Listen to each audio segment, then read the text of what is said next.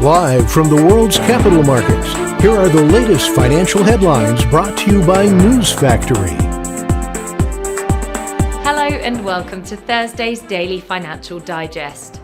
And here's what's making the headlines in the markets today.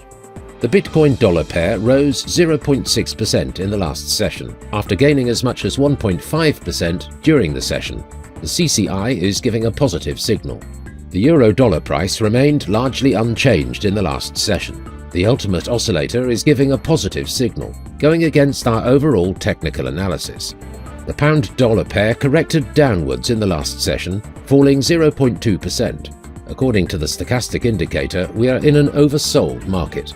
The Aussie dipped a slight 0.2% against the dollar in the last session. According to the Williams indicator, we are in an oversold market. And now let's hear what our chief analyst picked up for us today.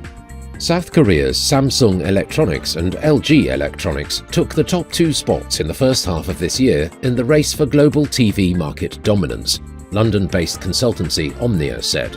The minimum wage in the UK should rise to £15 an hour as soon as possible, the Trades Union Congress says. This rate should apply to workers of all ages instead of the current lower rate for under 23s, it said.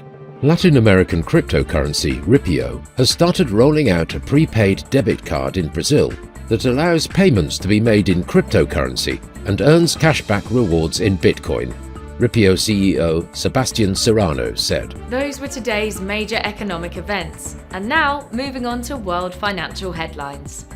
The US gross domestic product annualized will be released at 12:30 GMT. The US gross domestic product price index at 12:30 GMT.